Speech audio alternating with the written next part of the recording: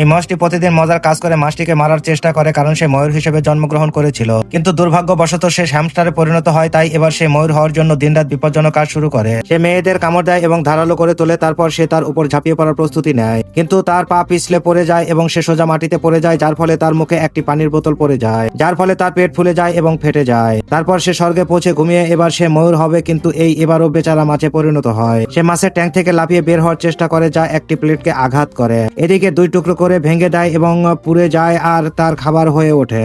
তারপর এরপরে একটি জন্মগ্রহণ করে এবং মশায় পরিণত হয়। কিন্তু এবারও এই সমস্ত কিছুর দ্বারা বিরক্ত কোনো সময় নষ্ট না করে স্বর্গে তার পুনর্জন্মের জন্য সংস্থা বন্ধ করে দেয়। কিন্তু তারপরে তার মনে একটি আলোর বাল্ব জ্বলে ওঠে এবং সে দ্রুত অন্য কারো পুনর্জন্মে প্রবেশ করে এবং এবার সে একটি সুন্দর ময়ূরে পরিণত হয়েছে, যা তার চোখে আনন্দের জল এনে দেয়। কিন্তু যখনই সে ওড়ার চেষ্টা করে তখনই সে শেষ হয়ে যায়। এরকম আরো নতুন নতুন ভিডিও পেতে হলে চ্যানেলটি সাবস্ক্রাইব করে পাশে থেকো।